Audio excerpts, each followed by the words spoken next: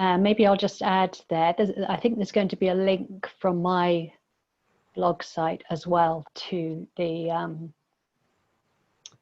YouTube channel, so you will be able to access from there if you're on the blog. And in relation to the blog, there's a resources page, which you certainly don't need to read for the retreat, but if you want some background reading, there's not that much. There's maybe about 8 A4 sheets around mindfulness and right view. So you can just go onto the resources page and you'll find them easily enough. Okay, so I just want to, well, mainly we're going to be sitting in this session, have about a 40-minute sit. But before that, for some reason, I wanted to talk a bit about this book, which is called A Life of One's Own by Marion Milner. Well, actually, her name is Joanna Field. I think Marion Milner is a pseudonym. And it's been an important book to me for about 30 years. I think I found it when I was living around the LBC probably in the late 80s. But it was actually published in 1934. And Marion Milner, she lived until she was 100, so I think she didn't die that long ago, maybe 15 years ago. But she was a psychologist. She wrote this book as a young psychologist. And the theoretical nature of her studies quite frustrated her in relation to her own life. She felt that there was this gap between what she was learning and how she was living, or what she was, how to live. She knew the theory, but her experience of life was quite unsatisfying. I love the title of the book, A Life of One's Own. And in fact, she was writing it for about 8 years. She was making notes in her diary. So in the middle of that time, Virginia Woolf's book, A Room of One's Own, was published in 1929. So I quite like the play on that. But Marion Milner was looking for a life of her own, a life of one's own. And it was quite a quest for her. And even though she went months without writing, she'd have a little realization about something, about how life could be more rich or more meaningful, or she'd learned something about her mind, and then she would lose it. And I think that's very true of the mind. I think we can have these understandings all over the place, but for them to be really sort of get down to the bones can take much longer. So it's a journey of investigation, quite an intuitive journey, but also quite rational. She's using the books of her trade, and even though they're a bit frustrating, occasionally she gets hints. But partly why I really like it, I like this journey element, that she's really looking into her own experience of how her mind works, and she has this sense that there could be more, there could be a lot more to her life, and so she's looking to try and find that out. And the first chapter, she has first questions, and she says, discovering that I have nothing to live by, I decide to study the facts of my life. By this, I hope to find out what is true for me. So then, as I say, she starts keeping a diary. She says, I try to observe my experience and discover that the more I look, the more I see. But I do not know how to learn from what I see. And I want to read you a couple of bits from the book, actually, to just hopefully give you a sense of its relationship to practice, particularly to awareness. So when she starts trying to look at her mind, trying to notice what's happening, she says she chose one ordinary working day to try and record what had been in her mind. And she says, the result horrified me. I was quite dismayed to discover the depths of my own self-absorption, and thought that if my daily record meant writing down this sort of thing, I could never keep it up. So this is some of what she said. It's quite long, so I've shortened it a bit. She says, my main concern when I got up this morning was whether I'd be able to get my hair cut before going to work, and whether I wasn't looking pale and tired, and how limp I felt. I was cheered by finding the S Street place would cut my hair and having it done by a polite young man.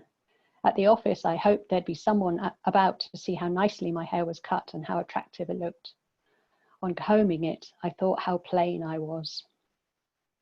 Then I lunched with F and had no leisure for thinking of my looks, except when I knew I was flushed and had he noticed it. I left him in a glow of elation that all had gone so well, thinking what an intriguing person I was. After a bit of work, not very concentrated, and after an attempt to find Miss P and show her my new haircut, I chatted to her and thought how charming I had been. I went to the club and was delighted to hear M say my hair looked charming. Goes on. And then I'll miss a bit then. She says, I came home and sorted out photos to put in a book, picking out those that were good of me. And she ends, good God. So that's her finding out what's in her mind. Some of the teacher I sit with in Burma, what he likes to call nonsense thinking, that's just going on, the sort of self-referential sort of chit-chat that is often there. But she does persist. She keeps going, and she does learn things about herself. She has one quite big realization where she learns the difference between what she calls direct trying and an internal gesture. And this internal gesture just opens her up. It brings her into the present, though she doesn't describe it quite like that. And it opens up her to a wide range of experience.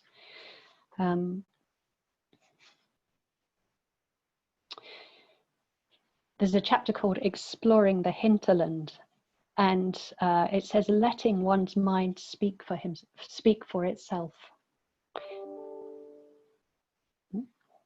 It shows that one can have unguessed at thoughts. So I really like this, letting the mind speak for itself. I feel like there's that ability to step back and not control what's going on, but allow experience to happen.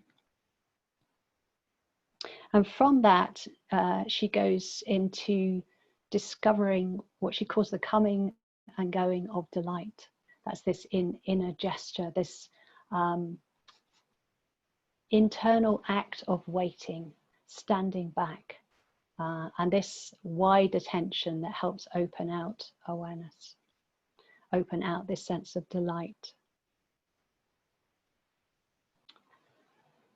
So she gradually discovers how to prolong this way of looking, this sort of panoramic awareness or sort of global awareness. That's where all the senses are open.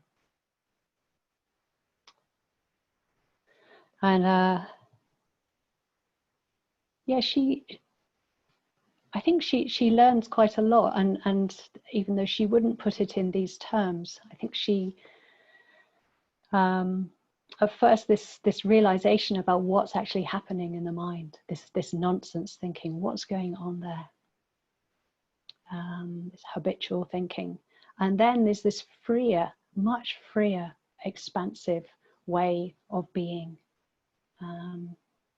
That initially she doesn't know how to make it come back. She wants to, she tries to, and she discovers that trying to make it happen really gets in the way. So there's this settling, relaxing, opening, and then she'll find that it happens. And if I can find it, I've got some ways of where she describes when this happens, because this isn't happening in meditation. This is just happening in her life as she's trying to watch what's happening.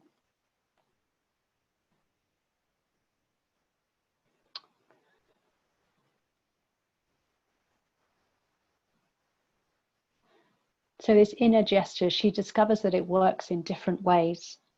So one of the ways is she says, then I remembered to spread the arms of my awareness towards the trees, letting myself flow around them and feed on the delicacy of their patterns, till their intricacies became part of my being, and I had no more need to capture them on paper by drawing or writing.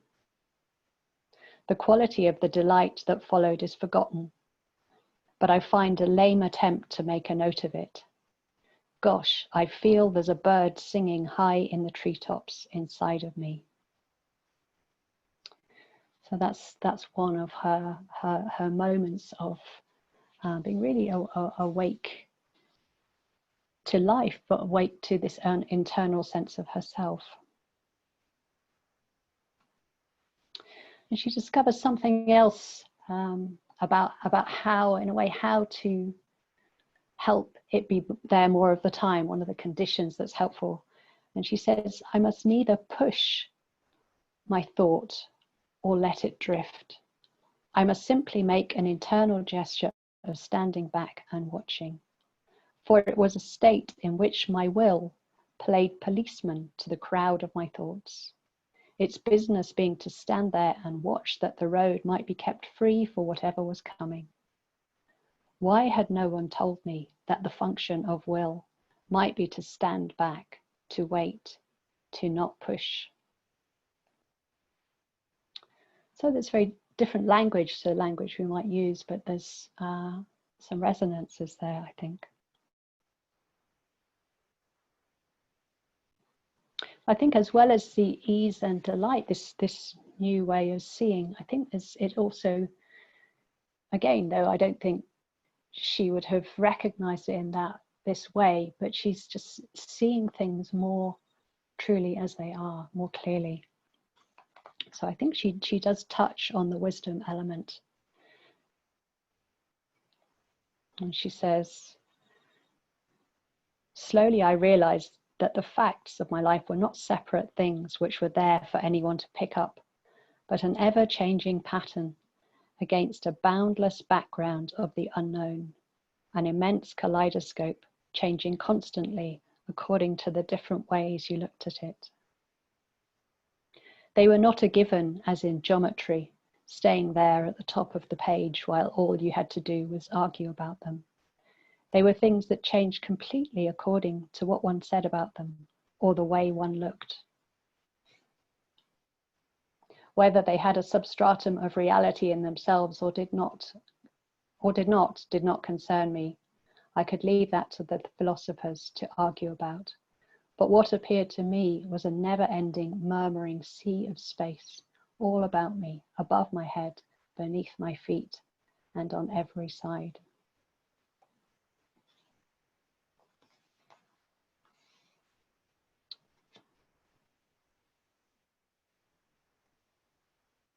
Yeah, then the last little bit I'll read, it concerns more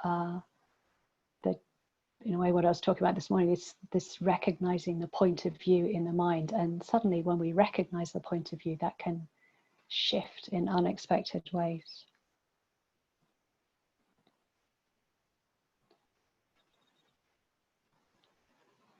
So this sometimes happened when she was tired or a bit, even a bit low in mood or a bit out of sorts with herself.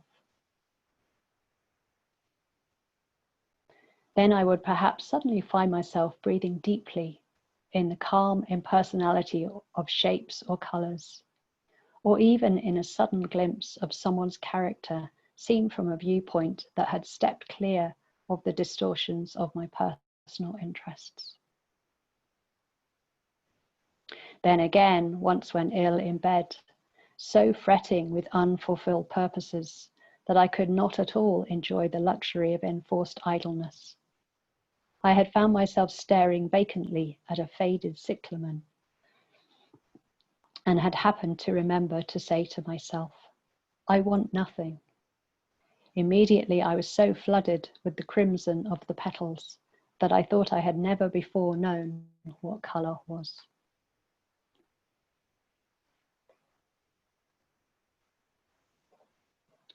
So I think a lot of what I'm saying is in the area of receptivity, that sense of not trying to make something happen,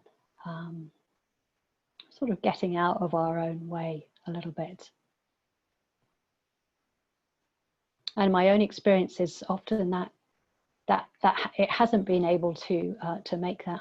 I can't make that happen. I can learn. I have learned over the years to set up the conditions that allow it to come into being much more sort of expansive awareness with some sense of clear seeing in it, a right view perspective. But for a long time, it intrigued me that I couldn't. It just came. It came, and I didn't know why. I suppose it came, and oh, there it is. There's that perspective. Things seem clearer. Things are more open. Or things are freer. And I think, yeah, that is what we're doing with practice. Is in a way learning to understand.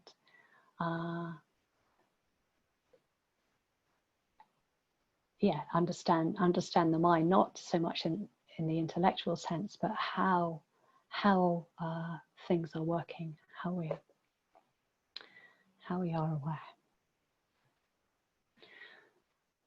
Okay. So I hope that's I hope that gives you something.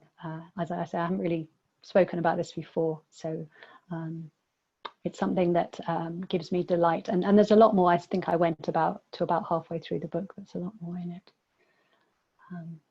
So let's sit. We'll have 40 minutes before supper.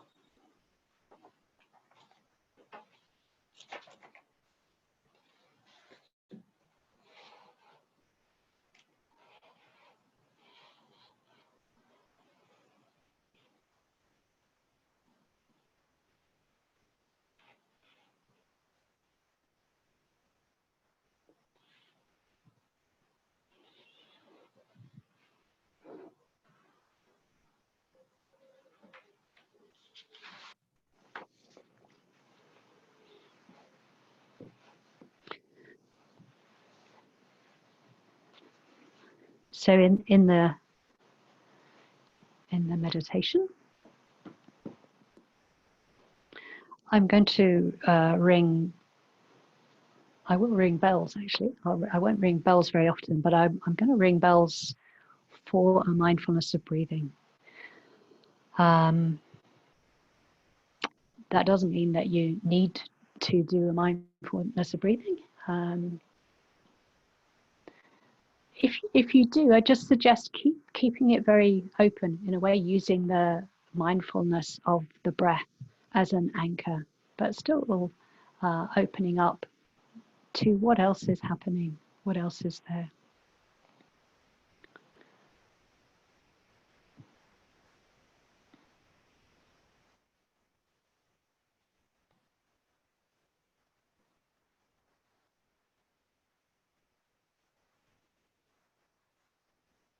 But really taking time to just come to yourself in this very natural way.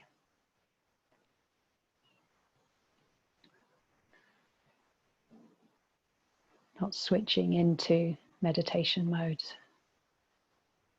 You know, perhaps there's some words or an image from what I was saying that have stayed with you. So in a way, allow them to have their resonance. Allow the mind to take any interest or delight in them as you settle, as mind and body settles into itself.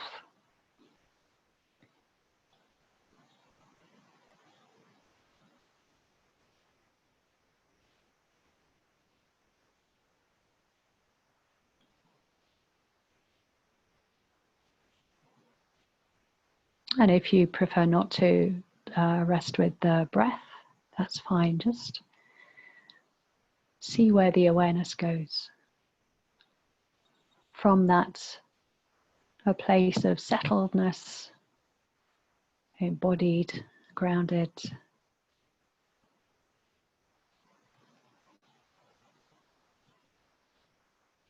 What is the mind knowing? What are you aware of?